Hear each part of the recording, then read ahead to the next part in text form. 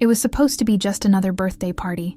Family gathered, simple decorations, cake with strawberry frosting just like Lily always liked. My father sat at the head of the table, silent for most of the evening, until the moment everyone naturally fell silent. That's when he stared at the table, without raising his voice, and said, "Don't trust her." The sentence fell like a muffled thunder. The first reaction was absolute silence. No one understood who he was referring to, but his gaze remained unblinking. It was fixed on a spot at the table where Lily, my sister, was smiling, hugging the new friend she had introduced to the family that night. A girl with light eyes, a polite smile, and a demeanor so sweet that even our mother had praised her. But in that moment, everything changed. My sister turned, laughing blankly. "Dad, are you talking about Sarah?" she asked, half joking. But my father didn't answer. He neither denied nor confirmed. He just looked away as if he'd said more than he intended. I felt a chill run down my spine. It was the kind of sentence that carries weight, the weight of someone who knows more than they're saying. Share this story to reach further, subscribe to the channel, share this video on WhatsApp, and leave a comment telling me where you're listening from. I'll be very happy to read each comment. The guests tried to change the subject, but the tension didn't leave the room. Sarah hid it well. She kept smiling, helping with the dishes, as if she hadn't noticed a thing. But I saw it. I saw the moment she looked back at my father. A dry look, quick, intense, and I knew there was something there. And that's when everything began to fall apart. Because in that moment, unintentionally, or perhaps quite intentionally, my father had pulled a thread. A thread no one could have imagined was so rotten inside. And a part of me already knew. We weren't dealing with just any girl. Sarah had appeared in my sister's life like a silent hurricane. Within weeks, they became inseparable. They met at university, according to Lily, and soon they were sharing everything, stories, secrets, even the same room for a few days when Sarah fell with the family. My sister has always been quick to trust, and perhaps because of that, she didn't see what the rest of us were beginning to feel. From the start, there was something about Sarah that made me uneasy. She was too kind, too friendly, always ready to help, but at the same time, too observant, as if she were constantly mapping the environment.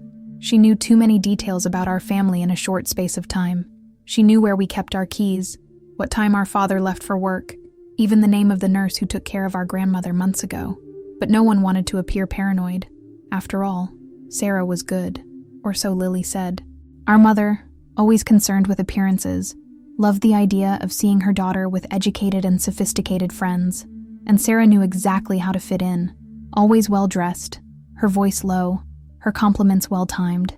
It was hard not to like her, if you didn't pay attention to the details. One day I came home, and she was in my father's office, alone.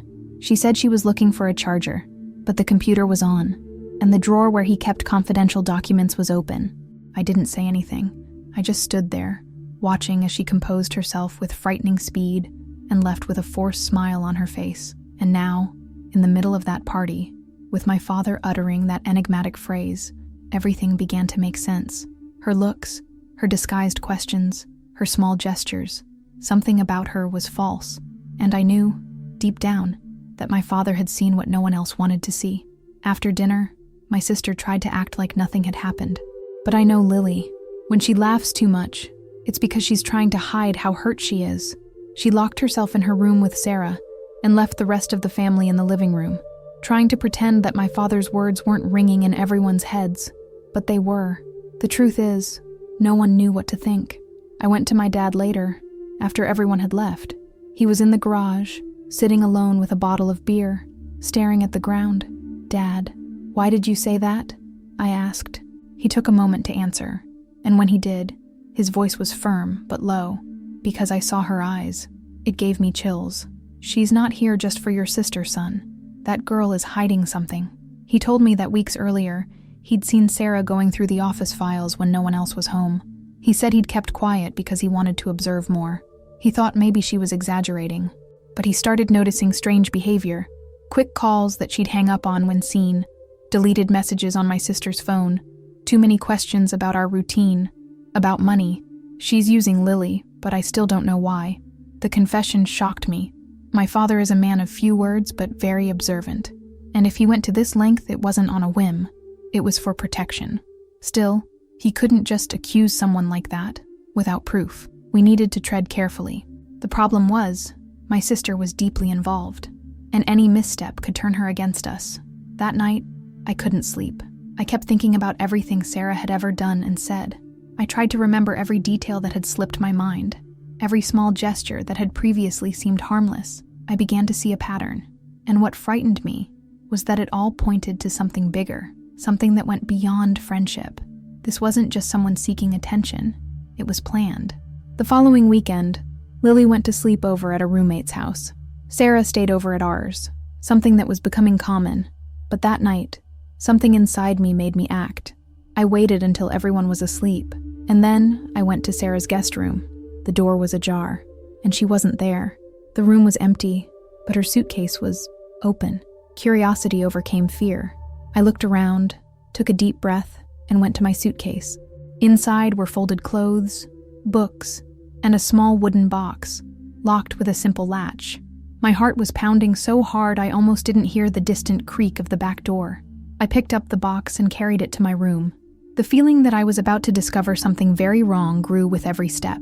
Carefully, I managed to pry open the box's closure. Inside were envelopes with different names, all with surnames I didn't recognize.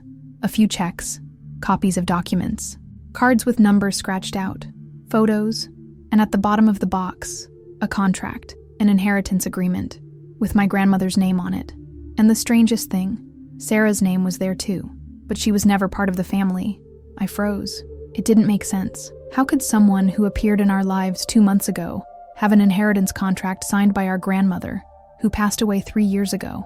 I took the paper and took photos. I put everything back as if nothing had happened. My body trembled. The only certainty I had was Sarah was involved in something much bigger than a friendship with my sister. I went back to my room, trying to process what I'd seen. I called my dad and told him everything. He just said, "We'll talk tomorrow, but don't let her know you saw this." I slept poorly. I dreamed of voices, of my grandmother trying to tell me something. Deep down, I knew we were in the middle of something dangerous, and the time to find out the truth had come. The next morning, I sat with my father on the porch before anyone else woke up. I showed him the photos in the box, especially the contract with Sarah's name on it. He looked at it with a look of mixed anger and fear. "I knew she wasn't here for nothing," he said, almost in a whisper. "But this changes everything." He held the document for several long seconds, as if trying to connect the present with a past that had been left unresolved. That's when he told me something he'd never said before. Years ago, when my grandmother was still sane, there was a hidden family dispute over her assets. Land, stocks, savings, more than anyone imagined. Some of the family believed she was being manipulated. She herself said she didn't trust anyone, that she'd made a new will with the help of an outsider, someone she trusted. And now, perhaps, that person was Sarah. What didn't make sense was how this girl, years after my grandmother's death, had this document in her hands. And what's more, why keep it hidden? My father started listing names, lawyers, notary offices, distant relatives, but it was all confusing. We only knew that Sarah came into our lives with a very clear purpose, and my sister was at the center of it all, unbeknownst to her. As we talked, we heard footsteps inside the house. It was Sarah. She was up early, earlier than usual. She appeared on the porch with 2 coffees in her hands and a smile on her face. "Good morning, gentlemen," she said, with the same lightness as always, but there was a different glint in her eyes, as if she knew we were investigating, as if it were all a game, and she was several steps ahead. My father disguised himself well. He took the coffee, thanked me, and brought up some random topic. I could barely pretend. My head was pounding. I knew everything was at risk now. Any mistake, and she would notice. And I sensed, deep down, that Sarah was the type who didn't leave loose ends. We needed to be more careful than ever. Earlier that week, I went to the university where my sister and Sarah were studying. I used the name of a school project to set up a meeting with the course coordinator. I told her I wanted to conduct a survey on academic connections and asked for access to the enrollment data. After some insistence and a bit of role-playing, she showed me the records, and that was when the shock came. There was no Sarah Wilkinson enrolled there. I asked her to check other departments, other programs. Nothing. Sarah had never studied there. Everything my sister believed in her past, the psychology program, the classes she missed due to depression, the part-time job on campus, was all a lie. And if that was false, what else was? The feeling of betrayal suffocated me. This went far beyond financial gain. It was a complete fabrication. I returned home with a heavy feeling in my stomach. My sister still believed Sarah was her best friend, her confidant, her salvation in the darkest of times. And how do you tell someone this was all a setup? How do you tell them the person they trust most is a fraud? The fear wasn't just about how she would react, but about what Sarah would do if she realized we were exposing her. I told my father everything. He was silent for a long time. Then he simply said, "Now we have what we need, but we need to act strategically." And there, we devised a plan. We couldn't confront Sarah head-on. We needed stronger evidence, something indisputable. And most importantly, we needed to protect Lily before she got even deeper involved. That night, Sarah made lasagna for dinner. She laughed, told fake stories about her volunteer work, and made Lily laugh until she cried. It was frightening to see how effortlessly she manipulated emotions. But now, I knew. Every gesture was a prank. Every smile, a disguise. And every second with her in that house was a ticking time bomb. After confirming that Sarah was a fraud, my father and I knew the next step had to be calculated. Nothing impulsive. We decided to record a conversation with her. The idea was simple. Make her comfortable enough to contradict herself, to slip up. We discreetly installed a micro camera in the office, where she usually snuck in when no one was looking. Now, what had previously been merely suspicion needed to be turned into evidence. The next afternoon, we pretended to go out. We left the house alone, except for a camera running and the office closet deliberately ajar, with old documents on display. And sure enough, in less than 20 minutes, she was there, alone, meticulously rummaging through drawers, taking photos with her cell phone, even opening sealed envelopes. It was like watching a spy movie, except this was our house, and the threat was right there. She didn't know she was being filmed, but what made the situation more intense was when she took a flash drive out of her pocket and plugged it into my father's computer. That changed everything. It wasn't just about the inheritance anymore. She was trying to steal personal information, possibly passwords, bank accounts, even confidential work data. Sarah wasn't just a scammer. She was dangerous. In the recording, she muttered to herself, "This is it. It has to work. And Lily will never find out." These phrases burned into my mind like burning brands. Sarah was using my sister as an emotional shield. She had infiltrated not only our home, but our trust. It was cruel and unacceptable. At the end of the night, when we returned, we pretended normality. She was in the living room watching TV, as if nothing had happened. But now we had what we needed. Her face, her hands, her actions, all on video. For the first time, we had more than suspicions. We had truth, and we knew exactly how to use it. 2 days later, we sat down with Lily. It was the most difficult moment of the whole thing. She was happy, lighthearted, talking about the future, when my father urged her to calm down and said, "We need to show you something." We opened the laptop and let the video play. At first, she thought it was some normal security footage, but as the footage showed Sarah breaking into the office, her smile faded. "No, that's not true," she said, her voice breaking. "This must be old, or there's some mistake." But the recording was clear. Sarah entering the room, shuffling documents, copying data, whispering words that left no doubt. It was like watching a blade cut the floor beneath her feet. My sister was shocked. The pain on her face was something I'll never forget. She cried. She screamed. She said she felt like an idiot, that no one had the right to deceive someone like that. My father tried to comfort her, but she pulled away. "You knew and didn't tell me before?" The guilt fell on us too, and I understood. As much as we wanted to protect her, she felt betrayed on all sides. It wasn't just Sarah. It was trust, love, loyalty, everything crumbling at once. But in that moment, she was also strong. She said she wanted to be the one to confront Sarah. She said she needed that, and we respected that. We devised a simple plan. We would invite Sarah for a casual chat in the backyard, and there, Lily would show her she knew everything, that she was no longer a victim, that her mask would finally fall, in front of those who trusted her most. At the appointed time, Sarah appeared with that same smile, but something in her eyes already told her she sensed a change in the mood. Lily was serious, silent, and then, without beating around the bush, she placed her laptop on the table, played the video, and stared at her. Sarah's expression changed as if a veil had been ripped from her face. The tables had turned, and she knew she'd been caught. Sarah's first reaction was silence, then an attempt to maintain control. She crossed her arms, forced a smile, and said, "What exactly do you think you're seeing?" The attempt at manipulation was still there, but her tone was different, cold, sharp. Lily said nothing. She just turned up the volume on the video. The images of the room, the whispered words, those damn phrases, and her face transformed. "You used my family," Lily finally said. Her voice trembled, but there was a firmness I'd never seen before. "You came in here, slept under our roof, listened to me vent about my life, and the whole time you were stealing from us." Sarah lowered her eyes. For just a second, the mask slipped. There was no more sweetness, just the true face of someone who felt no guilt, only calculation. "I needed something, and you had it," she replied, as if it were the most natural thing in the world. "It wasn't personal. That was the worst." For her it wasn't personal, but for us it was everything. It was trust. It was family.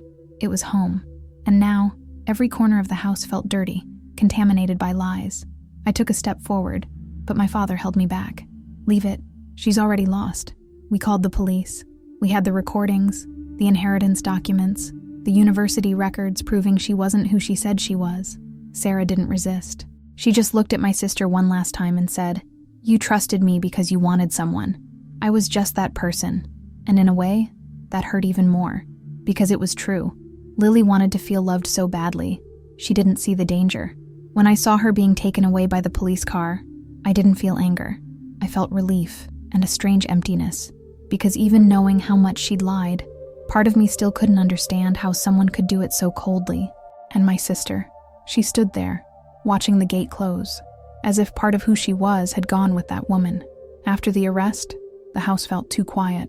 Every corner brought back memories of false moments. The laughter at breakfast, the movies at night, the conversations on the porch. Everything now sounded like the echo of a lie.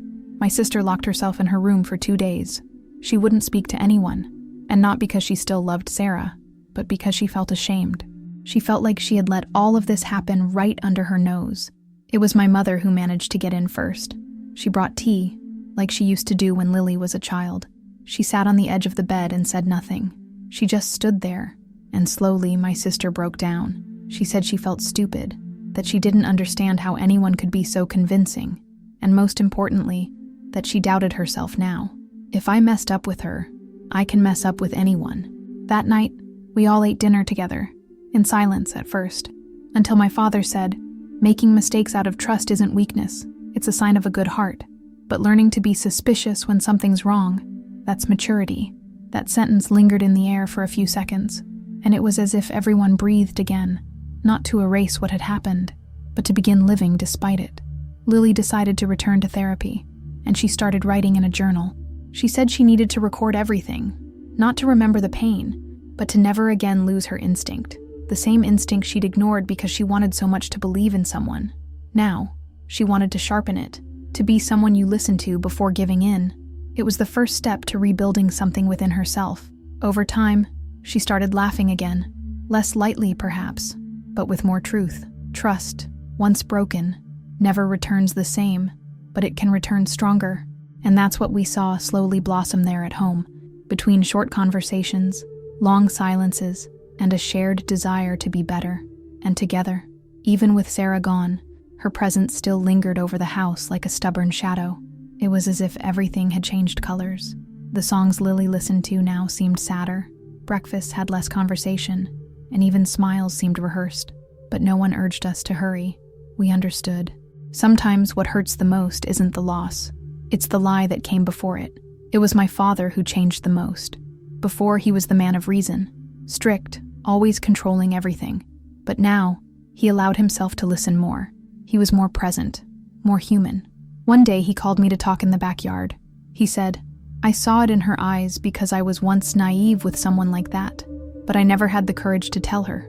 And then, for the first time, he spoke about a betrayal he suffered years before, from a friend he considered a brother.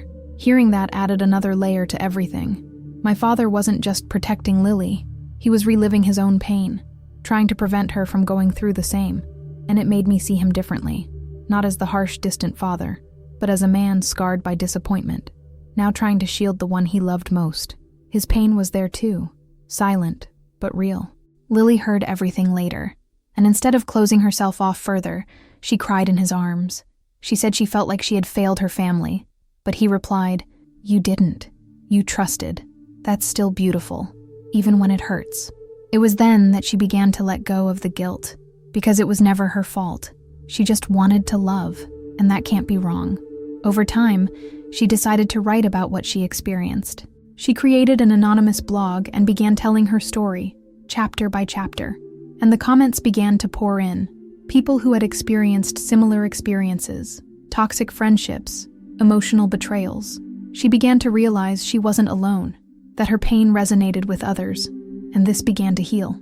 2 months after Sarah's arrest, we received a call from an attorney in another state.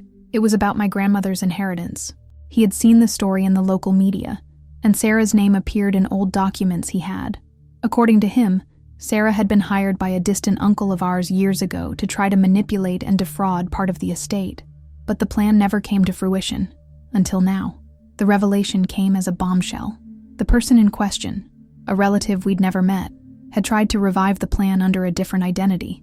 Sarah then approached Lily to infiltrate the scene and attempt to pull off the scheme. The cruelest part of it all was that she wasn't acting alone. There were others behind it, and we were in the middle, clueless. But now, it all made sense. The lawyers said the official charges against this man would be filed soon, and that our family would likely have to testify. It was a shock, but also a relief, because now we knew Sarah wasn't just a cruel girl for sport. She was part of something bigger, a planned, orchestrated, cold-blooded scam. And this further reinforced how completely innocent Lily was. We all sat down together to talk, and for the first time in months, we felt true unity. It wasn't a table of forced silence. It was people looking each other in the eye. It was a sister who survived, a father who protected, a son who investigated, a mother who held the structure together in silence. Each one did what they could, and that was enough. The final piece of the puzzle had been placed, and with it came a kind of peace. Not the naive peace of before, but a conscious peace. We knew the world could be cruel, that not every smile was genuine, but we also knew that united, we could face anything. And that was the greatest gift Sarah unintentionally left us, the certainty that in the end, we were stronger together. Lily changed, not in a scary way, but in a way that made it clear she wasn't the same anymore. She smiled more carefully, observed more attentively, and set boundaries where before there had been only blind surrender. She learned to love without sacrificing herself, and that, for someone who had always wanted to embrace others, was an act of courage. Now, she was stronger, more whole, more her own. She didn't stop trusting people. She just started trusting herself. She started taking classes, hanging out with old friends, and rebuilding parts of who she was before all this. And the most beautiful thing, she forgave, not Sarah, but herself, for believing, for surrendering, for not seeing. This internal forgiveness was the turning point, because when you forgive yourself, everything around you begins to change. One afternoon, she told me, "I'm no longer a victim, I'm a survivor." And that sentence gave me chills, because it was true. Lily had fallen into an emotional abyss and emerged stronger, clearer, and with a story that could help thousands. And deep down, that was what she wanted now, to transform her pain into purpose, to make what Sarah tried to destroy become healing for others. She decided to keep the blog, and little by little, she transformed it into a social project. She began giving lectures at schools and colleges, discussing emotional manipulation, social scams, and the importance of intuition. In each of her speeches, you could see the pain and the resilience, and in the audience's faces, you could see how deeply her story touched them. It was more than a story. It was a warning, a hug, a silent strength. The cycle was closing, and not with a forced happy ending, but with a real ending. Full of scars, yes, but also full of wisdom. Lily was no longer just my sister. She was living proof that even the greatest falls can become wings, and seeing it happen before my eyes was, by far, the most beautiful thing about this entire journey. And my father? After all, he wasn't the same either. The reserved, discreet man who never said what he felt. Now he made a point of speaking out. "I should have warned you sooner," he told me one night. But I was afraid of looking crazy, and I understood. For years, he'd been the kind of father who protected in silence. But now he wanted to protect loudly. He started talking more with Lily. They went for walks, had coffee together. It was as if they were recapturing a time that never existed. And it was beautiful to see. That bond, once filled with silence and distance, was now being healed. Not by grand gestures, but by constancy, by presence, by the sincere effort of a father wanting to be better. He even attended one of Lily's lectures. He sat in the back row, quiet, but with his eyes shining with pride. At the end, she hugged him and said, "It was because of you that I discovered the truth. Thank you for not keeping quiet." And he simply replied, "This time, I didn't fail you." And that, between them, was the fresh start neither of them knew how to ask for, but both needed. The house changed. The walls seemed less cramped. Meals involved more conversation. Even the puppy seemed to notice the difference. It was as if, after the storm, we'd found a new way to inhabit that home. Not like before, but better, more attentive, more genuine. And then, a year after the birthday that turned into chaos, we had another party. Simple, just us. With cake, low music, and real smiles. No masks, no surprises. And in the middle of it all, my dad raised his glass, looked at the table, and this time said, "You can trust her." And everyone laughed, even Lily. Because now, finally, everything made sense. Today, when I look back, I see how much one sentence can change everything. Don't trust her. 5 words. A full table. An ordinary night that became a turning point. The pain that followed was real, intense, almost unbearable. But without it, the truth would never have emerged from the shadows. Without it, my sister would still be trapped in a lie disguised as affection. Sarah left, but she left a mark that became a warning. We learned to look more carefully, listening to our instincts, to trust, yes, but with our eyes open. And above all, we learned that true love never manipulates. It doesn't invade. It doesn't drain. The love that matters is the one that liberates, not the one that controls. My sister is proof of this. My father too. And me? I was just the observer who couldn't keep quiet. Maybe we all made mistakes at some point, but we were also brave, because facing the truth, even when it's torn, is always the first step toward rebuilding. And today, we are whole again. Different, but whole. If you've made it this far, take this with you. Trust your discomfort. It's almost always trying to tell you something. And if you love someone, love them in a way that makes them feel freer, not more trapped. Because in the end, that's what we all seek. A place where we can be who we are, without fear, without disguises. If this story touched you in any way, subscribe to the channel now. Share this video on WhatsApp, like it, and comment where you're listening from. I read everything with great care. And remember, sometimes the simplest warning saves an entire life.